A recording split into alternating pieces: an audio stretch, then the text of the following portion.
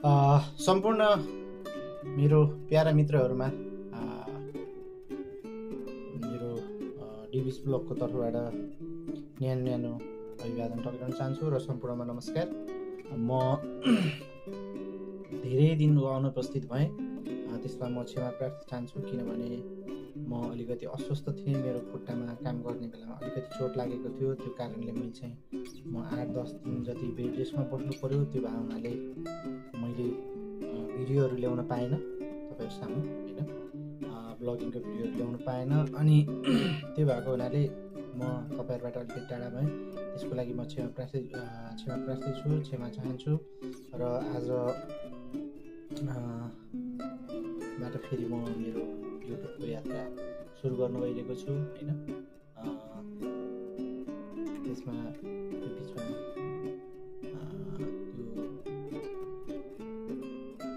बिचमा चाहिँ मैले भिडियो बनाउन नपाएको हुँदा त्यसमा मलाई क्षमा गर्नु होला। मलाई अवश्य पनि थाहा छ, तपाईँहरूले पक्कै पनि मलाई क्षमा गर्नुहुनेछ। र त्यसै गरेर म आज चाहिँ एउटा नेपालको समसामयिक विषयमा आफ्नो तर्कहरू राख्नेछु, आफ्नो विचारहरू राख्नेछु। मलाई मेरो विचार, मेरो तर्क तपाईँहरूलाई कस्तो लाग्छ कृपया त्यसको विषयमा प्रतिक्रिया दिनुहोला। मेरो च्यानललाई सब्सक्राइब गरिदिनु होला, मेरो च्यानललाई लाइक गरिदिनु होला, सेयर गरिदिनु होला। कस्तो लाग्छ मेरो विचार त्यसको कमेन्ट लेख्नु होला, कमेन्ट लेख्न नबिर्सिनु होला, है त। र आज सुरु गरौँ आजको समसामयिक विषय, नेपालमा एकदम तातो विषय, राजावादीहरू र गणतन्त्रवादीहरूको विषयबाट, है। मेरो तर्क, म कुनै पार्टी विशेषको कार्यकर्ता पनि होइन, थिएँ होला, कुनै बेला थिएँ होला, तर म अहिले एकदम न्युट्रल अवस्थामा छु, किनभने म वैदेशिक रोजगारको सिलसिलामा रोमानियामा छु, होइन। त्यो भावनाले अब अवश्य पनि कतै न कतै अलिकति झुकाव त भइहाल्छ। नेपाली जनताहरू कता न कता अलिकति, कोही राजावादी, कोही अलिकति माओवादीप्रति, कोही कङ्ग्रेसप्रति, कोही एमालेप्रति, कोही राप्रपाप्रति अलिकति झुकाव त पक्कै पनि हुन्छ सबैको, होइन। स्वतन्त्र पक्कै पनि कोही पनि छैन, होइन। त्यस कारणले स्वतन्त्र पक्कै पनि म पनि छैन, होइन। तर मेरो तर्क चाहिँ अहिले पक्कै पनि एउटा स्वतन्त्र नागरिकको हैसियतले, स्वतन्त्र सचेत नागरिकको हैसियतले हुनेछ। मेरो विचारहरू त्यो हिसाबले हुनेछन्। कृपया त्यसको मैले राखेका तर्कहरू कस्तो हुन्छ, के हुन्छ, त्यसको विषयमा तपाईँहरूले प्रतिक्रिया दिनु होला, है त। अब पहिलो सुरु हेरौँ गणतन्त्र व्यवस्था कस्तो, है। संसारकै सबभन्दा उत्कृष्ट व्यवस्था भनेको लोकतान्त्रिक गणतन्त्र व्यवस्था हो, जसमा सम्पूर्ण जाति, जनजाति, महिला, होइन, त्यसै गरेर आदिवासी, अनि त्यसै गरेर पिछडा वर्ग, होइन, त्यसै गरेर दलित, सम्पूर्णलाई बराबर प्रतिनिधित्व गर्ने अधिकार हुन्छ। सम्पूर्णको अधिकारहरू छुट्याइएको हुन्छ, है। अनि त्यसै गरेर तपाईँको चाहिँ महिलाको कति प्रतिशत सरकारमा चाहिँ नेतृत्व हुने भनेर सरकारले, यो गणतन्त्रको सरकारले नै तोकेको छ, 33%, है। अनि दलितको कति पर्सेन्ट हुनुपर्ने, जनजाति कति पर्सेन्ट हुनुपर्ने, आदिवासी कति पर्सेन्ट हुनुपर्ने, त्यो सबैको फिक्स कोटाहरू तोकिदिएको छ, है। सबभन्दा यसको राम्रो पक्ष भनेको सम्पूर्णलाई मिलाएर लैजाने, भाषा, धर्म, लिङ्ग, जाति, होइन, पिछडा वर्ग, सम्पूर्णलाई सँगै लैजाने, है। यसको चाहिँ विशेष एउटा साझा फुलबारी, है त। सम्पूर्ण भाषिक, धार्मिक, होइन, अनि त्यसै गरेर अब जातीयको हिसाबले पनि सम्पूर्ण के गरे फैलिएर रहेकाहरूलाई सँगै लैजाने नै यसको चाहिँ मूल, यसको राम्रो पक्ष हो। त्यसै गरेर सम्पूर्णलाई चाहिँ आफ्नो वाक स्वतन्त्रता हुन्छ, बोल्ने स्वतन्त्रता हुन्छ, होइन। त्यसको लागि कसैले पनि छेक्दैन, यो संविधानमै व्यवस्था हुन्छ, होइन। जबकि त्यो निरङ्कुश राजतन्त्रमा हुँदैन, होइन। कतिपय अब म त्यसको विषयमा पछि कुरा गर्नेछु, र पहिले चाहिँ म यसको विषयमा कुरा गर्नेछु। त्यसै गरी सम्पूर्णको चाहिँ बराबर प्रतिनिधित्व हुन्छ, होइन। सम्पूर्णले बराबर अधिकार पाउँछन् र पाइ पनि राखेका छन्, होइन। अनि त्यसै गरेर अनि यसको राम्रो पक्ष भनेको प्रेस स्वतन्त्रता हुन्छ होइन। स्वतन्त्र रूपले कलम चलाउन पाउँछन् पत्रकारहरूले। कुनै ठुला हाकिम, बडा हाकिम, प्रधानमन्त्री, राष्ट्रपति, उपराष्ट्रपति उनीहरूको विषयमा गलत तथ्य प्रमाण छ भने लेख्न पाउँछन् होइन। उनीहरूको विषयमा चाहिँ पत्र पत्रिकाहरूमा भयो, तपाईँको चाहिँ अब यो मिडियाहरूमा अब लेख्न पाउने अधिकार छ होइन। किनभने त्यो अधिकार दिएको छ नि त होइन। अनि त्यसै गरेर जनताबाट नै चुनिने अधिकार हुन्छ होइन। तपाईँको जनप्रतिनिधि कस्तो चाहने होइन, त्यसको अधिकार तपाईँमा हुन्छ होइन, तपाईँमा निहित छ। अनि त्यसमा पनि अब महिला सदस्य राख्नै पर्ने भन्ने व्यवस्था गरेको छ संविधानले। दलित महिला सदस्य राख्नै पर्ने भन्ने व्यवस्था गरेको छ। त्यसै गरेर जनजातिको पनि प्रतिनिधित्व हुने गरेर व्यवस्था गरेकै छ होइन। अनि त्यसै गरेर गाउँपालिका अथवा नगरपालिका, उपमहानगरपालिका र महानगरपालिकामा प्रमुख वा उपप्रमुख एकजना महिला अनिवार्य हुनै पर्ने भन्ने पनि व्यवस्था गरेको छ। त्यो पनि एकदम राम्रो पक्ष हो। महिलाहरूले धेरै अधिकारहरू पाएका छन् होइन। अनि त्यसै गरेर यसमा अर्को यसको राम्रो पक्ष भनेको मैले भनिहालेँ, जनताको बिचबाट चुनिने अधिकार हुन्छ है यसमा। यो एकदम यसको राम्रो। अनि मल्टी पार्टी डेमोक्रेसी हो। तपाईँले जति पनि पार्टी खोल्न पाउनुहुन्छ होइन, पार्टी खोल्न पाउनुहुन्छ, निर्वाचनमा भाग लिन पाउनुहुन्छ होइन। त्यो एकदम यसको राम्रो पक्ष हो है त। अनि संसारकै सबभन्दा उत्कृष्ट सिस्टम पनि यो सिस्टम हो है। के गरे व्यवसायीहरूको लागि होइन, अनि त्यसै गरेर काम गरी खाने वर्गहरूको लागि होइन, सम्पूर्णको लागि राम्रो व्यवस्था भनेको यही व्यवस्था हो है। अनि त्यसै गरेर यसको अब अहिले हामीले चाहिँ यसको नराम्रो पक्ष चाहिँ हामीले अहिले नेपालमा चाहिँ खास गरेर नेपाली जनताहरू असन्तुष्ट हुनुको कारण भनेको चाहिँ स्थिर सरकार नहुनु है। सरकार 6 महिना एमालेले चलाएको छ, फेरि 1 वर्ष फेरि माओवादीले चलाएको छ, फेरि 2 वर्ष कङ्ग्रेसले चलाएको छ। त्यसो गरेर राज्य व्यवस्था सञ्चालन भइरहेको हुनाले स्थिर सरकार छैन। स्थिर सरकार नहुँदाखेरि देशले गर्नुपर्ने विकासको गति चाहिँ लिन सकेको छैन। त्यो अवश्य पनि लिन नसकेकै कुरो हो है त। त्यो चाहिँ अब सत्य नै हो है। त्यसै गरेर अनि एउटै कुनै पार्टीले चाहिँ बहुमत लिएको छैन। त्यही भएर सरकार गठनको लागि चाहिँ विभिन्न पार्टीहरूको सहारा लिनुपर्ने अवस्था छ। अहिलेको नेताहरूलाई त्यो सहारा लिनुपर्दाखेरि उनीहरूको शर्त हुन्छ होइन, कन्डिसनहरू हुन्छ। त्यो कन्डिसनहरू मिट गर्यो भने मात्रै उनीहरूले समर्थन दिन्छन्, नत्र समर्थन फिर्ता लगेर सरकार गिराइदिन्छन् होइन। त्यो भए हुनाले सरकार प्रमुख अथवा माथि नेतृत्वमा बस्ने नेतृत्व गरिरहेका चाहिँ व्यक्तिहरूलाई पनि गाह्रो छ एकदम है। त्यो भए हुनाले अब 2084मा चाहिँ हामीले चाहिँ कुनै एउटा पार्टी XYZ अथवा जुन पार्टीलाई पनि बहुमतले एकदम जितायो भने पक्कै पनि 5 वर्षको स्थिर सरकार बन्छ। स्थिर सरकार बन्यो भने देशले समाउनु पर्ने विकासको गति चाहिँ पक्कै पनि समाउँछ है। अनि देश विकास हुने भनेको तुरुन्तै हुँदैन, जादुको छडी होइन, तुरुन्तै घुमाउँदैमा देश विकास कायापलट पक्कै पनि हुँदैन। म हाल अहिले यो रोमानियामा छु, पूर्वी युरोपमा होइन। युरोपमा पनि खासै त्यति विकास भएको छैन होइन। यहाँका जनताहरू खासै त्यति सचेत छैनन्, शिक्षित छैनन्। यहाँका जनताहरू पनि नेपालीहरू काम गर्न विदेश खाडी गएको जस्तै युरोप, अमेरिका, जापान गएको जस्तै यहाँका नागरिकहरू काम गर्नको लागि जर्मनी जान्छन्, इटली जान्छन्, स्पेन जान्छन् होइन। अनि त्यसै गरेर राम्रो कन्ट्रीहरू अमेरिका जान्छन्, ब्रिटेन जान्छन्। त्यो भए हुनाले यो के अरे विकास तुरुन्तै भन्ने हुँदैन। विकास हुन चाहिँ एउटा असल नेतृत्व भयो भनेपछि समय पनि लाग्दैन, तर असल नेतृत्व भएन भने समय पनि धेरै लाग्छ। त्यो हुनाले विकास त्यति छिटो हुँदैन। तर जे होस् जनताले चाहिँ अब महसुस गर्ने गरेर विकास पाए भने यसरी चाहिँ अब घरिघरि व्यवस्था परिवर्तन गर्नुपर्ने, आन्दोलन यसरी चर्किने त्यो चाहिँ हुँदैन पक्कै पनि है। यो चाहिँ अब नेताहरूप्रति हाम्रो असन्तुष्टि चाहिँ पक्कै पनि हो। त्यसमा म पनि सहमत छु होइन। नेपालमा व्यवसाय गरी खाने कुनै वातावरण छैन होइन।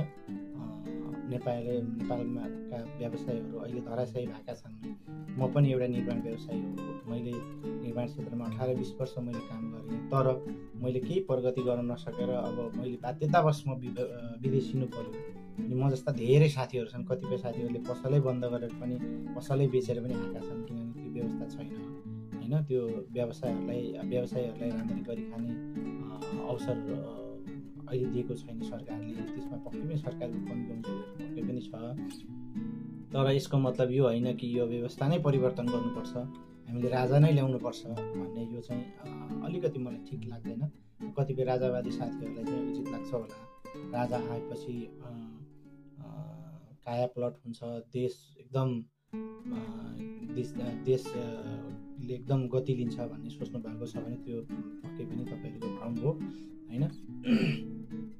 आजभन्दा पहिले राजाको पाला 2062-63 को जनआन्दोलनपछि न राजा विस्थापित भयो, त्योभन्दा अगाडि पनि त राजा हुनुहुन्थ्यो र वैदेशिक रोजगारीमा जाने प्रचलन त पहिल्यैदेखि नै थियो है।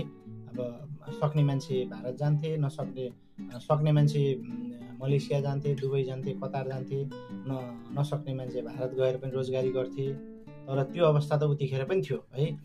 कल कारखानाहरू बेचिन थालेका भनेको पहिलेदेखि नै बेचिन थाले। कल कारखानामा के हुन्थ्यो भनेपछि यो राजाका आफन्तहरू, छोटे राजाहरू, गाउँका छोटे राजाहरूले आफ्नो मान्छेहरू भर्ती गर्ने, त्यो गर्ने, अनि आवश्यकताभन्दा बढी कर्मचारी राख्यो भने उद्योग धराशायी हुने। त्यो धराशायी भएपछि त्यो राज्यले उद्योग धान्न नसकेपछि उद्योग बन्द गर्नुपर्ने अवस्था त पहिलेदेखि नै थियो होइन। यो अहिलेको चाहिँ व्यवस्था यो चाहिँ अहिलेको समस्या होइन। अनि मान्छेले भन्छन् बाँसबारी बेचेर खाए, हेटौडा कपडा खाए, अनि गैँडा सिमेन्ट उदयपुर सिमेन्ट खाए, गोरखकाली टायर खाए। त्यो उद्योगहरू चाहिँ निष्क्रिय हुनुको कारण भनेको राजाका आफन्तहरू कर्मचारीहरू 100 जनाले उद्योग चल्छ भने उनीहरूले हजारौँ भर्ती गरे, अनि हजारौँ भर्ती गरिसके 100 जनाले गर्ने काम पनि उति नै हो, 1000ले गर्ने काम पनि उति नै हो। कतिपयले चाहिँ महिनामा 1 दिन गएर हाजिर लगाएर तलब पनि खाए होइन। हामीले पनि देखेकै अवस्था हो त्यो। मेरो ठाउँमा पनि एउटा नेपाल रोजिङ टर्पेन्टाइन भन्ने थियो होइन।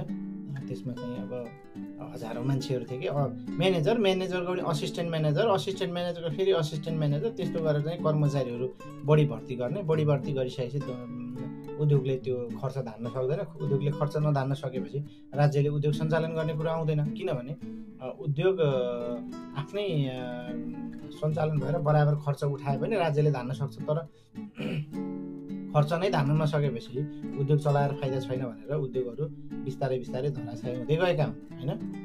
उद्योग त छ नि हाम्रो नेपालमा, उद्योग नभएको होइन। ठुला व्यावसायिक घरानाका उद्योगहरू छन्, उद्योगहरू चलिरहेका छन् होइन। प्राइभेट उद्योगहरू जुन गतिले चल्छ त्यो गतिले सरकारी उद्योग चल्दैन। सरकारले खोलेका उद्योगहरूमा धेरै त्यहाँमा चाहिँ राजनीति हुन्छ, अनि आफ्नो मान्छेहरू भर्ती गर्ने चक्करमा अनि त्यो उद्योग धराशायी हुन्छ। त्यो भएर त्यो चाहिँ उद्योग बेचेका हुन्, त्यो नेताले बेचेर खाएका पनि होइनन्। त्यो अवस्था नै त्यस्तै भयो है त। त्यो भावनाले पक्कै पनि निरङ्कुश राजतन्त्र त्यो व्यवस्था पक्कै पनि हाम्रो लागि उचित छैन। हामीलाई यो लोकतान्त्रिक गणतन्त्र नै छ, किनभने यसमा हाम्रो धेरै अधिकारहरू हामीले पाएका छौँ। हामी अहिले राजा स्थापित भयो भने हामी फेरि पछाडि फर्कियौँ भने त्यो पक्कै पनि ती हाम्रा अधिकारहरू पक्कै पनि कटौती हुन्छन्। राजाले आफ्नो अञ्चलाधीश नियुक्त गर्छ, राजाले आफूले मन परेको चाहेको मान्छेलाई मन्त्री नियुक्त गर्छ, राजाले आफूले चाहेको मान्छेलाई न्यायाधीश नियुक्त गर्छ, राजाले आफ्नो चाहेको मान्छेलाई सेना प्रमुख नियुक्त गर्छ, अनि राजाले आफ्नो चाहेको मान्छेलाई प्रहरीको प्रहरी प्रमुख नियुक्त गर्छ। अनि त्यसपछि उनीहरूको राजाकै अनुसारमा उनीहरूको इसारामा चल्छ। त्यो चल्ने भए हुनाले व्यवस्था त राम्रो हुँदैन होइन। पक्कै पनि कानुन व्यवस्था हो, अनि देशले गति लिने कुरामा हो, त्यो कुरा राजाको हातमा हुने भयो होइन। त्यो भए हुनाले पक्कै पनि हामीलाई यो लोकतान्त्रिक गणतन्त्रभन्दा संवैधानिक राजतन्त्र निरङ्कुश राजतन्त्र चाहिँ यो पक्कै पनि अलिकति घातक छ। त्यसैले हामी ब्यागतिर नजाउँ, बरु यसैलाई सुधारेर यसैलाई राम्रो प्रक्रिया बनाएर नेताहरूले पनि यो विषयमा अलिकति ध्यान दिउँ। सम्पूर्ण पार्टीहरू मिलेर संविधान संशोधन गरेर नेपालमा जननिर्वाचित जनताले भोट हाल्न पाउने गरेर हैन 3,75,00,000 जनताले भोट हाल्न पाउने गरेर कार्यकारी प्रमुखको व्यवस्था गर्नुहोस्। चाहे त्यो राष्ट्रपति हो चाहे त्यो प्रधानमन्त्री हो। प्रधानमन्त्रीले देश हाके पनि प्रधानमन्त्री कार्यकारी हुन्छ, राष्ट्रपति चाहिँ संविधानको पालक संरक्षक हुन्छ, के गरे राष्ट्र प्रमुख राष्ट्र चाहिँ राष्ट्रपतिले राष्ट्र हाके पनि त्यो एउटै कुरा हो। त्यो व्यवस्थामा जान सकिन्छ है। संविधान संशोधन गरेर पक्का पनि तपाईँले पहिलो पोइन्टमा यो काम गर्नुहोस्। अनि त्यसपछि अनि निर्वाचित भएको राष्ट्र प्रमुख, जननिर्वाचित कार्यकारी राष्ट्र प्रमुखले सानो मन्त्रीमण्डल गठन गर्ने, 10-12 त्योभन्दा बढी होइन, एकदम छोटो सानो एकदम मिठो मन्त्रीमण्डल गठन गर्ने। र मन्त्रीमण्डलमा चाहिँ कस्तो मान्छे राख्ने भनेपछि निर्वाचित होइन, विशेषज्ञ है, जसलाई चाहिँ स्वास्थ्य सम्बन्धी एकदम दक्षता हासिल छ उसलाई स्वास्थ्य मन्त्रीमा नियुक्त गर्ने, जसले शिक्षा सम्बन्धी धेरै कुराहरू गरेको छ, शिक्षा सम्बन्धी उसलाई धेरै एक्सपिरियन्स छ, अनुभव छ, पढे लेखेको छ, उसलाई शिक्षा मन्त्रीमा नियुक्त गर्ने। अनि त्यसै गरेर जसले उद्योग कल कारखाना सम्बन्धी जसलाई एक्सपिरियन्स छ होइन, जसले चाहिँ त्यो विषयमा पढेको छ उसलाई उद्योगको मन्त्री नियुक्त गर्ने। त्यसै गरेर जसले बाह्य होइन सम्बन्धहरू, कूटनीतिक सम्बन्धहरूको विषयमा दक्षता हासिल गरेको छ उसलाई परराष्ट्र मन्त्री नियुक्त गर्ने। अनि त्यसै गरेर जसले तपाईँको चाहिँ सेना प्रहरी र सशस्त्र प्रहरी मा सङ्गठनमा रहेर कामहरू सुधारका कामहरू राम्रो गरेको छ तिनीहरूलाई चाहिँ तपाईँको चाहिँ रक्षा मन्त्री नियुक्त गर्ने। त्यसै गरेर जसले कानुन सम्बन्धी विज्ञता हासिल गरेको त्यसलाई कानुन मन्त्री नियुक्त गर्ने। अनि जसले चाहिँ कृषि सम्बन्धी होइन आधुनिक वैज्ञानिक कृषिको विषयमा पढेको छ, त्यसको विषयमा दक्षता हासिल गरेको मान्छेलाई कृषि मन्त्री नियुक्त गर्ने। त्यो गर्यो भने के हुन्छ भने उनीहरूले चाहिँ आफू मातहतका कर्मचारीहरूलाई डाइरेक्सन दिन सक्छ, यसो गर्नुपर्छ, यसो गर्नुहोस् है, यसो गर्नुहोस्, यसो गर्नुहोस् भनेर त्यो डाइरेक्सन दिन सक्छ। अहिलेको अवस्था के छ भने जसले हलो जोत्न जानेको छैन त्यसलाई कृषि मन्त्री बनाइदिएको छ है। त्यो गरेर के हुन्छ भने उसलाई कृषिको विषयमा केही ज्ञानै छैन होइन, उसलाई गएर 1-2 वर्ष त सिक्नै लाग्छ। अनि उसले विकास कहिले गर्ने होइन, कृषिमा क्रान्ति कहिले गर्ने, त्यो भए हुनाले पनि हाम्रो देश अलिकति पछाडि परेको हो जस्तो लाग्छ मलाई। अनि सबभन्दा चाहिँ पहिले के गर्नुहोस् भनेपछि संविधान संशोधन, अहिलेको अवस्थामा संविधान संशोधन गरेर प्रत्यक्ष जननिर्वाचित कार्यकारी प्रमुख नियुक्त गर्ने। त्यो कार्यकारी प्रमुखले सानो मन्त्रीमण्डल नियुक्त गर्ने। मन्त्रीमण्डल नियुक्त गर्दाखेरि जो एकदम विज्ञ व्यक्तिहरू छ, पढे लेखेका, जो सम्बन्धित विषयमा दक्षता हासिल गरेका व्यक्तिहरू छ उहाँहरूलाई ती मन्त्रालयमा मन्त्री नियुक्त गर्ने। अनि त्यसपछि संसद चाहिँ धेरै नराख्ने, संसद चाहिँ 1 जिल्लाबाट 1 संसद होइन, अथवा 1 जिल्लाबाट 2 संसद, त्योभन्दा बढी नराख्ने। त्यो संसदहरूको काम चाहिँ संविधान संशोधन गर्ने, संविधान संशोधन गर्ने र ती मन्त्रीहरूलाई चाहिँ खबरदारी गर्ने होइन। ती मन्त्रीहरूलाई खबरदारी पनि गर्ने मान्छे चाहिन्छ, खबरदारी गर्ने। अनि त्यो व्यवस्था गर्यो भने चाहिँ यो व्यवस्था नै सबभन्दा उत्कृष्ट तथा राम्रो व्यवस्था हो। यो मेरो भिडियो चाहिँ नेपाललाई नेतृत्व गरिराख्ने अहिले नेताहरूसम्म पुग्छ भने तपाईँहरूले सम्पूर्णले अहिले यो राजतन्त्रको आगो खासै त्यति सल्किएको छैन। यो सल्कियो भने कसैले पनि निभाउन सक्दैन होइन। व्यवस्था जस्तै 2007 साल भयो, 2046 साल भयो, 2062-63 को जनआन्दोलन भयो। जनतालाई चाहिँ अब बाइकआउट गर्न खोज्यो भने जनता झन् आक्रोशित हुन्छ, आक्रोशित भएर अनि झन् गाह्रो हुन्छ। त्यो भावनाले तपाईँहरू कानसम्म पुग्छ भने पक्का तपाईँहरूले यो काम गर्नुहोस्। यो काम गर्नु भएन भने तपाईँहरू पनि 2062-63 को आन्दोलनले शाह परिवार पदच्युत सत्ताच्युत भए जस्तै तपाईँहरूलाई पनि बाइकआउट गर्नेछन् जनताले। त्यो भावनाले सचिनु पनि जरुरी छ। यो सचिनुहोस् है, यो मेरो विनम्र अनुरोध। र हामीले अलिकति मैले पनि संवैधानिक राजतन्त्र के अरे निरङ्कुश राजतन्त्रको अलिकति व्यवस्था मैले पनि खेपेको हुनाले म त्यति धेरै त मैले अनुभव गर्न पाइनँ। म त्यतिखेर अलिकति बालकै थिएँ, तर पनि मैले बुझेको गरेको अलिअलि मैले भोगेको अनुसार उनीहरूले चाहिँ आफ्नो आसेपासेलाई मात्रै माथिल्लो स्तरमा के गरे स्थान दिने होइन। जो दलित छ दलितलाई अब अनि आदिवासी जनजातिहरूलाई नहेर्ने, उनीहरूको प्रतिनिधित्व नगर्ने, जनतालाई आफूभन्दा माथिल्लो स्तरमा पुग्न नदिने, कुनै पनि स्थानमा ठुलो उच्च स्थानमा आफ्नै मान्छेलाई मात्रै राख्ने होइन, त्यो पक्कै पनि थियो है, त्यतिखेर थियो। त्यही भएर त तपाईँको चाहिँ अहिले के गरे उनीहरू नै अगाडि भएको, हामी पछाडि पर्नुको खास कारण त्यो हो नि त। हामीले पढ्न पाएनौँ, हामीले अब गर्ने इच्छा हुँदाहुँदै पनि अवसर पाएनौँ होइन। अवसर हामीलाई प्रदान गरेन राज्यले, अवसर प्रदान नगरेपछि हामी पछाडि परेको त हो नि। अवसर प्रदान गर्यो भने त पक्कै पनि मान्छे अगाडि जान्छ। त्यो भावनाले त्यो व्यवस्था थियो, बोल्न पाउने अधिकार थिएन, राजाको विरुद्धमा नारा लाउन पाइन्थेन, राज्यको विरुद्धमा, राज्य व्यवस्थाको विरुद्धमा बोल्न पाइन्थेन, के गरे स्वतन्त्रता हिसाबले कलम चलाउन पाउँथेन पत्रकारहरूले। यसरी चाहिँ मिडियाहरू थिएन, पत्रिकाहरूमा समाचार राजाले चाहेको समाचारहरू मात्रै छापिन्थे, लेखिन्थे। त्यो भावनाले सूचनाको हक थिएन हामीलाई होइन। अहिले त्यस्तो छैन, सूचनाको हक छ।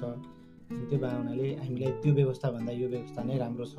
कतिपय भाइ बहिनीहरू हुनुहुन्छ 20, 21, 18, 19 वर्षको भाइ बहिनीहरू हुनुहुन्छ, उहाँहरूले हामीलाई राजतन्त्र चाहियो भनेर चाहिँ आन्दोलन गरेको मैले देखेँ अस्ति टेलिभिजनमा।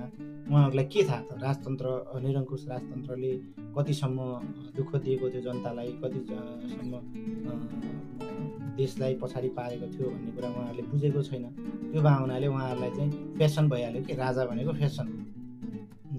त्यो हुँदैन। अलिकति सोच्नुहोस्, इतिहास पढ्नुहोस्, पछिल्ला इतिहास, राजतन्त्रका इतिहास कस्तो थिए होइन। राजाको छोरो राजा हुने, पिँढी दर पिँढी उसैले मात्रै शासन गर्न पाउने, र के गरे दलितको छोरो कहिले राष्ट्र प्रमुख हुन पाउने, जनजातिको छोरो कहिले राष्ट्र प्रमुख हुन पाउने होइन, आदिवासीको छोरो कहिले राष्ट्र प्रमुख हुन पाउने होइन। हामी के त्यो देशका नागरिकै हैनौँ त? राजाको छोरो लुलो भए पनि, लङ्गडो भए पनि, गाँडो भए पनि राजाको छोरो नै राजा हुनुपर्ने, उसलाई हामीले चाहिँ राष्ट्र प्रमुख भनेर बुझ्नुपर्ने होइन। त्यस्तो अवस्था थियो। तर त्यो अवस्था हामीले फाल्यौँ होइन। हामीले सबैले मिलेर त्यो अवस्थालाई फाल्यौँ। त्यो अवस्था फाल्नको लागि धेरै मान्छेहरूले, दशौँ हजार मान्छेहरूले आहुति दिनुभएको छ, आफ्नो जीवनको बलिदानी दिनुभएको छ। ती शहीदहरूलाई हामीले नबिर्स्यौँ होइन। ती शहीदहरूको हामीप्रति धेरै गुण छ, उहाँहरूको रगतको हामी ऋणी छौँ, उहाँहरूलाई हामीले नबिर्स्यौँ। यदि त्यो राजतन्त्र नै व्यवस्था राम्रो भएको भए 2065 जनआन्दोलन किन हुन्थ्यो होइन, 2046 सालको आन्दोलन किन हुन्थ्यो? निरङ्कुश राणा शासनै ठिक थियो भने 2007 सालको आन्दोलन किन हुन्थ्यो? त्यो आन्दोलन किन भयो भने त्यतिखेर त्यो व्यवस्था राम्रो थिएन। त्यही भएर नयाँ राम्रो व्यवस्थाको लागि सङ्घर्ष गरे मान्छे। तर हामीले अहिले कस्तो व्यवस्थाको लागि सङ्घर्ष गरिरहेको छौँ भने यो गणतन्त्रभन्दा राम्रो व्यवस्थाको लागि सङ्घर्ष गर्ने, आन्दोलन गर्नु यो एकदम स्वाभाविक हो। तर हामी के गरिरहेछौँ भने पाश्चात्य, हामी पछाडि फर्किरहेको छौँ कि हामी अगाडि युग मान्छे संसार कहाँ पुगिसक्यो होइन। संसार के अरे तपाईँको चाहिँ संसार भिलेजमा ग्लोबलाइजेसन भइसक्यो। हामी अहिले के गर्दैछौँ, हामी पछाडि जाँदैछौँ। हामीले मोनार्की चाहियो। मोनार्की किन चाहियो? भोलि राजा नेतृत्वमा जाने बित्तिकै त राजाले आफ्नो पावर देखाउँछ होइन। उठ्नुको लागेर त हात बाँधेर पक्कै पनि बस्दैन होइन। त्यो भावनाले त्यो व्यवस्था हाम्रो लागि यति उपयुक्त छैन है। त्यो भावनाले हामीलाई उपयुक्त भनेको यही जात जाति भाषा भाषी धर्मको प्रतिनिधित्व हुन्छ, उनीहरूको अधिकार हुन्छ, बोल्न पाउने, के गरे विरोध गर्न पाउने होइन, त्यो अधिकार हुन्छ। त्यो भावनाले यो व्यवस्था एकदम राम्रो व्यवस्था हो। यसलाई चाहिँ हाम्रा नेताहरूले केही कुराहरूलाई करेक्सन गरेर, के बुदाहरूलाई संविधान संशोधन गरेर करेक्सन गरेर लैजान सकिन्छ। ठिक छ नि, करेक्सन गरेर जननिर्वाचित प्रत्यक्ष कार्यकारी राष्ट्र प्रमुख चुन्ने संविधान संशोधन गऱ्यो भने राजा ज्ञानेन्द्र पनि आउन् होइन। उनीहरूले पनि दल खोलेर आउन्, मजाले के गरे जनता सामु आउन्। जनताले मन पराएको छन् भने विजय गरेर पठाउँछन्। 5 वर्ष उनले राम्रो काम गर्न सकेनन् भने अर्को एबिसिडी अर्को आउँछ है। जस्तै अब अहिले हाम्रो केपी ओली हुनुहुन्छ, ल केपी ओलीले राष्ट्र प्रमुखमा जित्नुभयो, तर उहाँलाई हामीले चेन्ज गर्न सक्ने अप्सन त 5 वर्षपछि हुन्छ नि त हामीसँग। तर हामीले एकचोटि राजतन्त्र ल्याइसकेपछि त्यो राजालाई त्यो राजाको खानदानलाई राजा हुनबाट परिवर्तन गर्नको लागि फेरि युगौँ लाग्छ कि, युग लाग्छ होइन। त्यसमा फेरि दशौँ हजार मान्छेले बलिदानी दिनुपर्ने हुन्छ होइन। त्यो भएको हुनाले हामी पछाडि नफर्क्यौँ, कहिले पनि हामी अगाडि बढिसकेका छौँ। हामी यो अगाडि बढिसकेको अवस्थामा हामी पछाडि फर्क्यौँ भने हामी झन् पछाडि जान सक्छौँ। विकास भन्ने कुरा राजा हुँदा पनि त्यति नै, राजा हुनुभन्दा पक्कै पनि केही विकास भयो। गणतन्त्र आइसकेपछि धेरै विकासहरू भयो, ठाउँ ठाउँमा बिजुली पुग्यो, के अरे कालो पत्रे भयो, सडकहरू पुगे, पुल बने, पुलेसा बने, स्कुलको सङ्ख्याहरू बढे। हामी पढ्ने बेलामा बेन्च डेस्क हुन्थेन स्कुलमा है। 2055 सालमा 2054 सालमा मैले 5 क्लासको बोर्ड दिएको हो। त्यतिखेर हामी कट्टा लगेर जान्थ्यौँ कि पढ्ने बेला। कट्टा 5 क्लासको विद्यार्थीले कट्टा लिएर जान्थे, कट्टा बिछाएर त्यही कट्टामा बसेर पढ्नुपर्ने अवस्था थियो। अनि स्कुल राम्रो थिएन, स्कुल खरको छानो थियो, स्कुलको बार राम्रो थिएन। अहिले त पक्की स्कुलमा बसेर पढ्न पाइरहेका छन् विद्यार्थीहरूले। गर्मीको बेला पङ्खा प्रयोग गर्न पाइरहेका छन्। जाडोको बेलामा तपाईँको चाहिँ एकदम हावा नसिर्ने खालको भवनहरू त्यसरी सरकारले बनाएको छ। त्यतिखेर हाम्रो बेलामा त्यो अवस्था थिएन।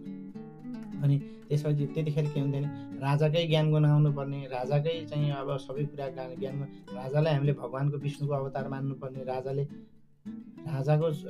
जे गल्ती गरे पनि त्यो त भगवान हो भनेर त्यसलाई हामीले क्षमा दिनुपर्ने अवस्था थियो होइन। तर त्यो अवस्था अहिले त छैन नि, त्यो अवस्था अहिले छैन। हामीले 5 वर्षपछि परिवर्तन गर्ने अवसर पाउँछौँ।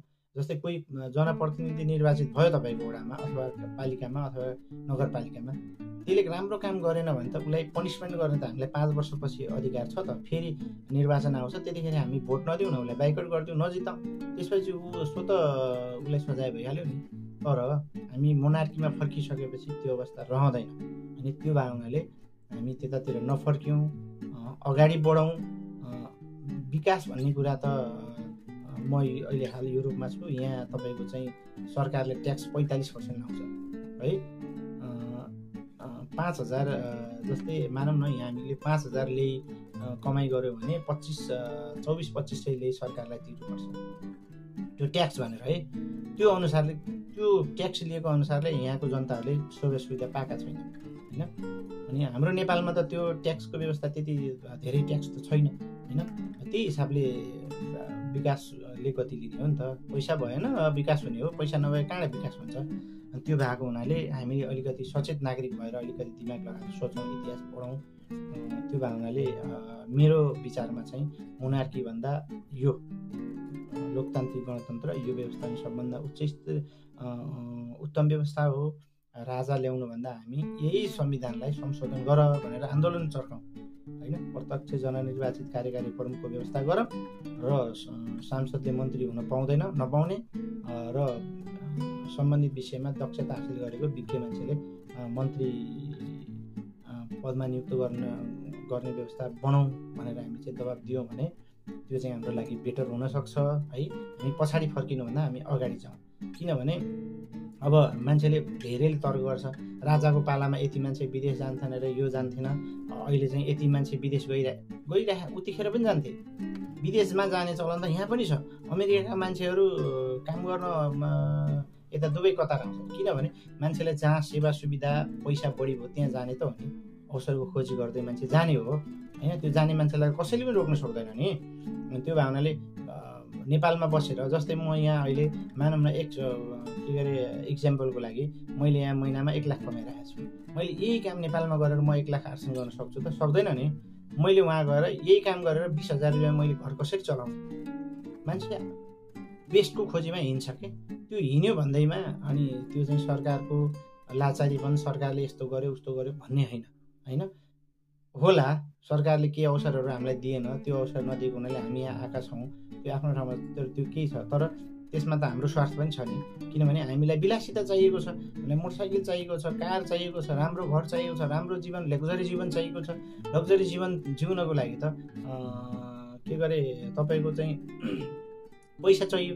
पैसा कमाउनलाई विदेशिनु पर्यो होइन, विदेशिनु पर्यो नि त। त्यो हामी आफ्नो लागि आएका छौँ कि यो राज्यले हामीलाई जहाँ भनेर धपाएको चाहिँ होइन। पक्कै पनि हामी आफ्नो परिवार, आफ्नो भविष्य, छोराछोरीको भविष्यको लागि नै हामी आएका हौँ। राज्यले हामीलाई धक्काले पठाएको होइन। त्यो चाहिँ सरासर गलत हो।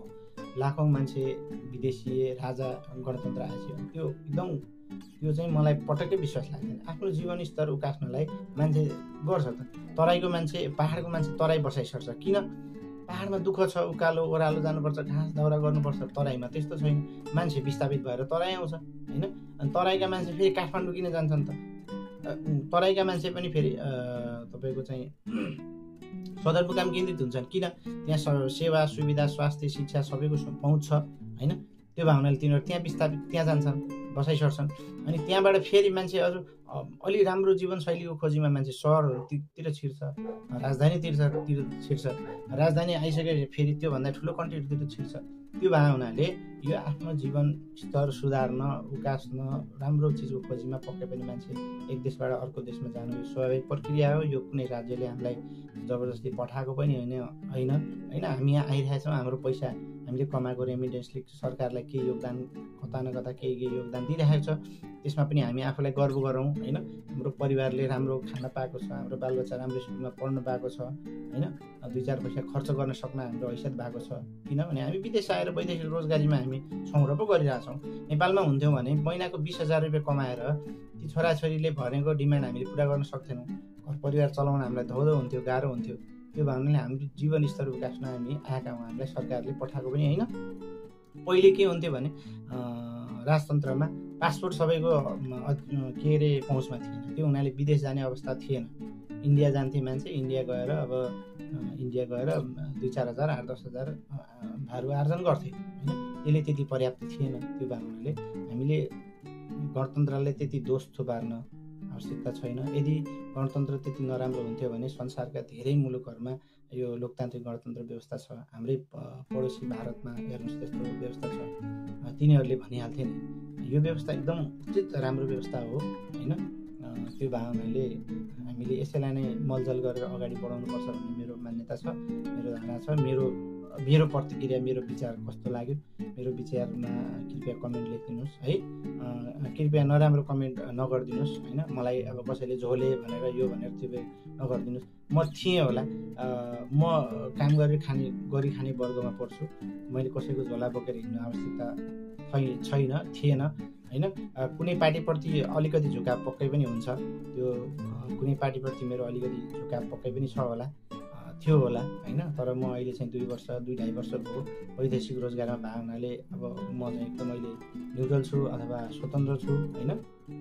कृपया गलत कमेन्ट नगरिदिनु होला। बरु आगामी दिनहरूमा तपाईँहरूलाई कस्तो भिडियो चाहिएको छ, के को विषयमा भिडियो चाहिएको छ, त्यसको विषयमा मलाई प्रतिक्रिया लेख्नु भने म त्यसको विषयमा चाहिँ तपाईँहरूलाई जानकारी गराउने मैले कोसिस गर्नेछु।